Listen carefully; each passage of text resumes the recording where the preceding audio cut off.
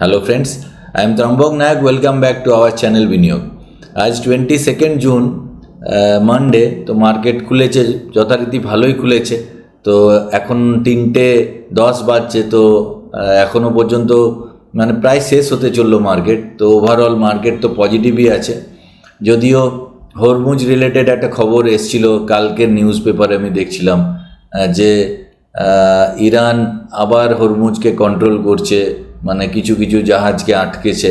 যদিও US military বলছে যে হরমুজ স্বাভাবিক আছে, যেহেতু ইরান এবং আমেরিকার সঙ্গে অলরেডি চুক্তি হয়ে গেছে। কিন্তু তা সত্ত্বেও লেবাননে ইসরায়েল কিছু বম্বিং করেছে, কিছু হতাহত হয়েছে। তো সেই জন্যই ইরান আবার হরমুজকে মানে হরমুজে স্ট্রাইক আনছে। তো এতে মানে এরকম খবর আসতে থাকে স্টক মার্কেটে। ইউএসএ ভালোভাবেই জানে যে যুদ্ধ আর বেশি দিন মানে কন্টিনিউ করা যাবে না। ইউএসএতে ইনফ্লেশন অনেক হাই আছে। তো ইউএস মানে যেন তেন প্রকারেনও আর কি তাড়াতাড়ি করে যুদ্ধটা শেষ করতে চাইছে। এদিকে ইসরায়েল নিজের ফায়দা তোলার জন্য এই সময়ে সুযোগ সন্ধানী হিসেবে অনেক কিছু করে নিতে চাইছে। তো সবাই সবার নিজের আখেরটা দেখছে। তো এই ধরনের নিউজ স্টক মার্কেটে লেগেই থাকবে। স্টক মার্কেটে একটা ভালো জিনিস যেটা দেখা যাচ্ছে যে মার্কেট কিন্তু মনে হচ্ছে যে বটম আউট হয়ে গেছে। এক্স্যাক্ট বটম কেউ বলতে পারে না, কিন্তু প্রায় 2-2.5 বছর মার্কেট যেভাবে ডিসকাউন্টে আছে, তাতে এই ধরনের কোনো নেগেটিভ নিউজ, হালকা নেগেটিভ নিউজও কিন্তু মার্কেট অ্যাবজর্ব করে নিচ্ছে। নাহলে আজকে সকালবেলায় মার্কেট পজিটিভে খুলতো না। যে নিউজটা কালকের রাত মানে পরশু দিন রাতের যে নিউজ এসছে। তো নিফটি বা সেন্সেক্স যদি দেখেন, তো নিফটি সেন্সেক্স দেখে কিন্তু মার্কেটের এখনকার র্যালি বোঝা যাবে না। আপনাকে দেখতে হবে স্মল ক্যাপ বা মিড ক্যাপ ইন্ডেক্স কী করছে। আমি আগের দিনেও বলেছিলাম, আজকে আর একবার আমি আলোচনা করছি যে নিফটি ওপর থেকে 8-10% ডাউন আছে, সেন্সেক্সও ডাউন আছে। তো এবার থেকে কি হবে, যখন মার্কেটে নিচের শ্রেণীর মানে নিচের ছোট ছোট কোম্পানি বা মাঝারি জাতীয় কোম্পানি যখন র্যালি করে, তখন নিফটিতে কিন্তু সেটা প্রতিফলিত হয় না। নিফটি সেন্সেক্স অনেক সময় এক জায়গায় দাঁড়িয়ে থাকে, কিন্তু ওভারঅল কিন্তু মার্কেট কিন্তু বাড়তে থাকে। তার প্রমাণ হচ্ছে দেখবেন mid cap stock, small cap স্টকসগুলো কিন্তু আস্তে আস্তে একদম বটম লাইন থেকে 10-20-30% করে রিকভারি এসছে। এই প্রসঙ্গে বলে রাখি যে স্টক মার্কেটে যদি প্রপার মেন্টার বা গুরু না পান, এবং প্রপার যদি আপনি নলেজ নিয়ে শিখতে না পারেন, এবং নিজেকে যদি ডিসিপ্লিন অ্যাটিটিউডে না তৈরি করতে পারেন, তাহলে স্টক মার্কেটে না ট্রেড করা বা ইনভেস্টমেন্ট করাই ভালো। সেক্ষেত্রে সব থেকে বেস্ট হচ্ছে মিউচুয়াল ফান্ড। একটা ডেটা আপনাদের সঙ্গে আমি শেয়ার করি, বারবারই শেয়ার করি, যে স্টক মার্কেটে কিন্তু 98% losers, only 1% no profit no gainer, আর অনলি 1% মার্কেটকে কিন্তু তারাই চালনা করে, তারা হচ্ছে সুপার রিচ। তো সেই জায়গায় ভালো কোনো মেন্টার বা গুরুর যদি আপনি সন্ধান পান, এবং সেই গুরু প্রকৃত গুরু হতে হবে, মানে সে যেন নিজের টাকা মানে এখান থেকে কামিয়েছে, প্রচুর অর্থ করেছে, সেরকম প্রুফ তাকে টেস্ট করে নেওয়ার পরে কিন্তু আপনি তাকে গুরু হিসেবে বাঁচবেন। তারপরে তার কাছে শিখে এবং মানে প্রপার বিদ্যা আয়ত্ত করার পর, নিজেকে সেরকম ডিসিপ্লিন মেনটেন করার পর স্টক মার্কেটে ট্রেড করা ভালো, না হলে মিউচুয়াল ফান্ডই বেস্ট। তো এখানে আমাকে অনেকে কোশ্চেন করেছেন যে কি মিউচুয়াল ফান্ডে ইনভেস্টমেন্ট করব, বা কোন মিউচুয়াল ফান্ড এখন করলে ভালো হয়। তো আমি এক্স্যাক্ট ডাইরেক্ট তো ফান্ডের নাম আমি এখানে অত বিস্তারিত আলোচনা করতে পারবো না, কিন্তু এখানে কিছু ক্লায়েন্টের আমার কাছে যারা ম্যানেজ করান পোর্টফোলিও, তো কিছু ক্লায়েন্টের পোর্টফোলিও আমি জাস্ট দেখাচ্ছি, মানে 1-2 ক্লায়েন্টের যে মিড ক্যাপের যে লাস্ট কিছুদিন হলো কিন্তু একটা র্যালি দেখা যাচ্ছে। তার আগে নিফটির চার্টে যদি আমরা যাই, দেখুন নিফটির চার্টে দেখুন, আমি এখানে নিফটি 50 চার্ট খুলেছি। তো নিফটি 50 ওপর থেকে এখনও 8.36% ডাউন আছে, কিন্তু হোয়ারাজ সিএনএক্স মিড ক্যাপ এর চার্ট যদি আমরা খুলি, তো দেখুন সিএনএক্স মিড ক্যাপ কিন্তু অল টাইম হাইয়ের কাছে ট্রেড করছে। এটাই কিন্তু বলে যে মিড ক্যাপে কিন্তু অলরেডি র্যালি আসছে। আপনি যদি স্মল ক্যাপেরও চার্ট খোলেন, স্মল ক্যাপ 250 ইন্ডেক্সের, এখানে স্মল ক্যাপ 250 ইন্ডেক্সের যদি আমরা চার্ট খুলি, সিএনএক্স স্মল ক্যাপ 100-এরও যদি চার্ট খোলেন, দেখুন অল টাইম হাইয়ের কাছে ট্রেড করছে। সিএনএক্স স্মল ক্যাপ 250 যদি চার্ট করেন, নিফটি স্মল ক্যাপ 250 ইন্ডেক্স, এটা কিন্তু প্রায় মানে টপ লাইন থেকে জাস্ট 4% ডাউনে ট্রেড করছে। মানে নিফটি সেন্সেক্স 8-9% ডাউনে ট্রেড করছে, স্মল ক্যাপ 4% ডাউনে ট্রেড করছে, আর CNX mid cap all time high trade করছে। সেই জন্যই দেখা যাচ্ছে যে স্মল ক্যাপের থেকেও মিড ক্যাপে কিন্তু আগে র্যালি আসবে বলেই আমার মনে হচ্ছে। তো যেটা আমি আপনাদের দেখাতে চাইছি, আমার একজন ক্লায়েন্টের কিছু মিড ক্যাপ ফান্ডে আমি ইনভেস্টমেন্ট করেছিলাম, তার পোর্টফোলিওতে এখানে দেখা যাচ্ছে পরিষ্কার। এখানে আমি জাস্ট দেখাই আপনাদের, দেখুন এখানে আমি মিড ক্যাপ ফান্ডে একজন ক্লায়েন্টের আমি ইনভেস্টমেন্ট করেছিলাম। তো 2/2/2026 মানে ফেব্রুয়ারি 2026 থেকে 4 তারিখে করেছিলাম, আবার ফেব্রুয়ারিতে 11 তারিখে করেছি, 19 তারিখে করেছি, আবার 19 তারিখে জুন মাসে করেছি, 19শে মার্চ করেছি, 19শে জুন করেছি। তো 75,000, 75,000, 75,000, এখানে 50,000, এখানে 1 লাখ। তো টোটাল ইনভেস্টমেন্ট হয়েছে 3,74,000 টাকা। হার্ডলি ফার্স্ট ইনভেস্টমেন্টে 140 দিন পেরিয়েছে, তো 75,000 টাকার ভ্যালুয়েশন 83,000 আছে। অ্যানুয়ালাইজ রিটার্ন আসছে প্রায় 28%। সেকেন্ড ইনভেস্টমেন্টটা হয়েছে 138 দিন, সেখানে 81,000 হয়েছে, এটা 21.58। থার্ড ইনভেস্টমেন্টটা হয়েছে এখানে 131 দিন, 75,000 টাকাটা হয়েছে 79,000 টাকা, এখানে 18.21%। তার আগের ইনভেস্টমেন্টটা 50,000 হয়েছে, 95 দিন হয়েছে ইনভেস্টমেন্ট করা, 58,000, এখানে 64% সিএজিআর। আর রিসেন্ট একদম 3 দিন হয়েছে ইনভেস্টমেন্ট করেছেন 1 লাখ টাকা, যেটা 1 লাখ টাকাটা 1 লাখ টাকায় অলমোস্ট আছে। তো 3,74,000 টাকার ফান্ড এখন বেড়ে হয়েছে 4,02,000। সেখানে সেই কোম্পানিরই একটা লার্জ অ্যান্ড মিড ক্যাপ ফান্ডে কিছু আগে ইনভেস্টমেন্ট ছিল, 913 দিন, 627 দিন, 315 দিন। তো এখানে কিন্তু আহামরি কিছুই রিটার্ন নেই, 8.31%। তো এটাই হচ্ছে মার্কেট, কোনো সেক্টর সবসময় একসঙ্গে চলে না, লার্জ ক্যাপ কিন্তু ল্যাগ করছে।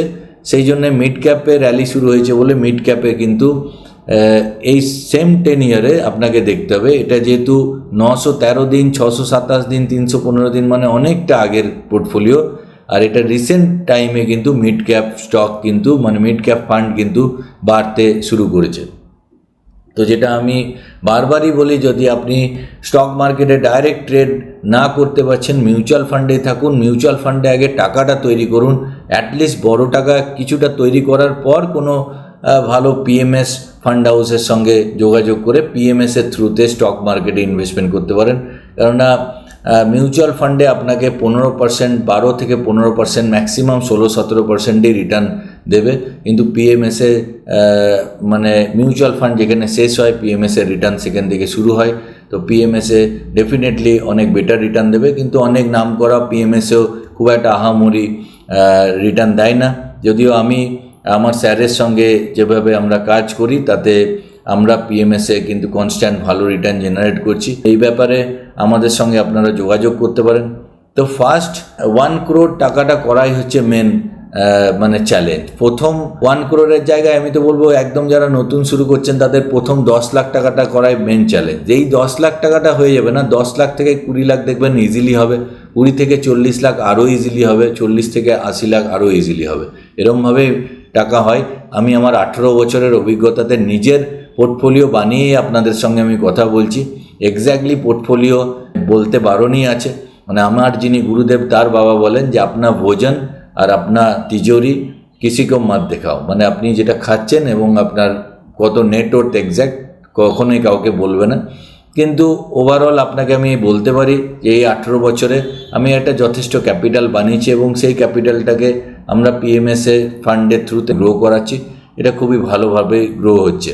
তো মিউচুয়াল ফান্ডে যদি আমরা বলি যে ফার্স্ট 1 কোটি টাকা আপনি এসআইপির থ্রুতে কী করে করবেন, আর আপনাকে আমি একদম সহজভাবে দেখাচ্ছি এখানে, যে এখানে ফার্স্ট 1 crore আমরা যদি দিই, তো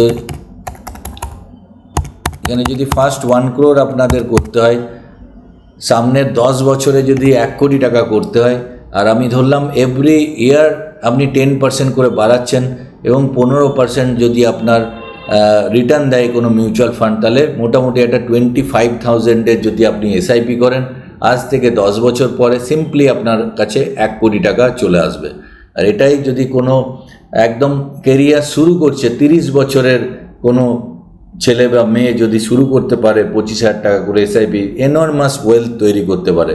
যদি এটাকে 30 ইয়ার্স আপনি করে দেন, তাহলে এখানে আমরা 10 crore টার্গেট যদি আপনি নেন, আর এখানে যদি আপনি একটা 30 ইয়ার্স টাইম স্প্যান দিয়ে দেন, তাহলে 10 crore কিন্তু জাস্ট 7,430 টাকা। কোনো 30 বছরের ছেলে বা মেয়ে জাস্ট 7,500 টাকা করে যদি এসআইপি করে, আর যদি 10% করে এভরি ইয়ার বাড়ায়, তাহলে কিন্তু 30 ইয়ার্সে 10 crore পৌঁছে যেতে পারে। আর এটাই যদি কেউ বলে আমি 100 crore যাব, তাহলে 100 crore করতে গেলে আপনাকে 74,000 টাকা করে পার মান্থ এসআইপি করতে হবে এবং এভরি ইয়ার 10% করে বাড়াতে হবে। তাহলে আপনি 100 crore পৌঁছতে পারবেন 30 বছর পরে। যদিও 30 বছর পরে 100 crore অনেকটাই কমে আসবে, এভরি 10 ইয়ার্সে টাকা হাফ হয়ে যায়, কিন্তু 100 crore হয়। মানে 100 crore সত্যি আজ থেকে 20 বছর পরেও একটা ফিগার থাকবে। তো 75,000 টাকা করে পার মান্থ এসআইপি করা পসিবল না অনেকের ক্ষেত্রে। হয়তো স্যালারিতে ঢুকছে 50,000 60,000, কী করে 75,000 টাকা এসআইপি করবে? সেক্ষেত্রে ছোটো ছোটো অ্যামাউন্ট দিয়ে এসআইপি করা শুরু করা ভালো। তারপরে প্রোগ্রেস হওয়ার পর, প্রমোশন পাওয়ার পর ধীরে ধীরে এসআইপি বাড়ানো উচিত। এবং সেক্ষেত্রে যখনই 50 লাখসের ওপরে ভ্যালুয়েশন যখনই হয়ে যাবে, আপনার কাছে অনেক অপশন চলে আসবে। মানে অনেক, আপনি শুধুমাত্র মিউচুয়াল ফান্ডেই আপনাকে যে অ্যাসেট বানাতে হবে এরকম নয়, মিউচুয়াল ফান্ডে তো হবেই, তাছাড়াও আপনি পিএমএসের থ্রুতে ম্যানেজ করতে পারেন। তো পিএমএস নিয়ে আমি একদিন পরে ভিডিও বানাবো। আমি আগেও এই চ্যানেলে ভিডিও বানিয়েছি পিএমএস আর মিউচুয়াল ফান্ডের ডিফারেন্স কী। তো প্রথম 10 লাখ টাকা করাই কিন্তু চ্যালেঞ্জ একজন নতুন ইনভেস্টারের ক্ষেত্রে। আমার কাছে অনেক ইনভেস্টাররা আছে যারা একদম ছোট ছোট টাকা দিয়ে ইনভেস্টমেন্ট শুরু করে আজকে কিন্তু প্রায় 1 crore ওপরে, আমাদের অনেক প্রায় 8-10 জন ক্লায়েন্টের এরকমই আছে যাদের 3 crore কাছাকাছি আজকে পোর্টফোলিও সাইজ। তো 1 কোটি টাকার ওপরে প্রায় তো মানে 30-35 জন থাকবে। আর যারা একদম নতুন শুরু করছে এবং করেছে, যারা লাস্ট 1.5 বছর 2 বছর কোনো রিটার্ন পায়নি, তারা অনেক সময় নিরাশ হয়ে যাচ্ছে, তাদের উদ্দেশ্যে আমার একটাই বার্তা, ধৈর্য রাখুন, মার্কেটে র্যালি আসতে চলেছে। আপনার পোর্টফোলিও দেখবেন 1-1.5 বছর পরে কিন্তু গড়তে থাকবে। এই সময় জাস্ট ইউনিট আপনি পারচেস করুন, ভবিষ্যতে আপনার পোর্টফোলিও যথেষ্ট ভালো রিটার্ন দেবে এবং আপনি একটা ভালো জায়গায় যাবেন। এবং অবশ্যই কোনো ফাইন্যান্সিয়াল অ্যাডভাইজার বা ডিস্ট্রিবিউটারের থ্রুতে ইনভেস্টমেন্ট করার চেষ্টা করুন, কারণ নিজে সারা সময় ফোকাস রাখা খুব মুশকিল। যদি আপনি নিজে পারেন খুব ভালো, আর নাহলে কোনো ডিস্ট্রিবিউটার বা ফাইন্যান্সিয়াল অ্যাডভাইজারের থ্রুতে যান, গোল সেট করে ইনভেস্টমেন্ট করুন, তাড়াহুড়ো করবেন না, ধীরে ধীরে বড়লোক হতে চেষ্টা করুন। রাতারাতি বড়লোক হওয়া যায় না, ধীরে ধীরেই কিন্তু আপনাকে রিচ হতে হবে। আর নলেজ গ্যাদার তৈরি করুন, শেয়ার মার্কেট নিয়ে পড়াশুনো করুন, ভালো মেন্টার খুঁজুন। যদি ওপরওয়ালার কৃপায় আপনি ভালো মেন্টার পান, আপনি যদি সিনসিয়ারিটি মেনটেন করেন, ভালো নলেজ করেন, তাহলে স্টক মার্কেটের থ্রুতে কিন্তু মিউচুয়াল ফান্ডের থেকে অনেক অনেক বেশি ওয়েলথ তৈরি করতে পারবেন। যেটা 100 crore মিউচুয়াল ফান্ডে করা কিন্তু সো টাফ, পসিবল হয় না অনেকের ক্ষেত্রে, কেননা 100 crore is not a matter of joke. কিন্তু আপনি থ্রু স্টক মার্কেট বা থ্রু পিএমএসের থ্রু সেটা অ্যাচিভ করতে পারবেন। কিন্তু সেখানে আপনাকে কিন্তু আমি প্রথমেই বলে দিলাম, 100%-এর মধ্যে 98% লুজার্স। আপনাকে কিন্তু ওই 1%-এর মতো হতে হবে। মানে 1%-এর মানে যা কোয়ালিটি আছে সেই কোয়ালিটি আপনাকে অ্যাডপ্ট করতে হবে। সোজা কথায় 98% লোক যে ভুল করে সেই ভুল আপনাকে করলে হবে না, আর ওই 1 বা 2% লোক যা ঠিক করে সেই কাজ আপনাকে করতে হবে, তবেই বড় পোর্টফোলিও তৈরি হবে। তো আমি এই চ্যানেলে প্রত্যেক দিনই চেষ্টা করি কোনো না কোনো ভিডিও আনতে ফাইন্যান্সিয়াল মার্কেট রিলেটেড, সেটা স্টক মার্কেট বা মিউচুয়াল ফান্ড হোক। তো প্রত্যেক দিন সন্ধ্যে 7:30টার সময় আমি এই চ্যানেলে আসি। তো চ্যানেলটি যদি এখনও সাবস্ক্রাইব না করে থাকেন তো প্লিজ সাবস্ক্রাইব করে নেবেন, আর বন্ধুদের সঙ্গে শেয়ার করতে ভুলবেন না। পরের ভিডিওতে আবার অন্য টপিক নিয়ে আলোচনা করব। জয় হিন্দ, জয় ভারত।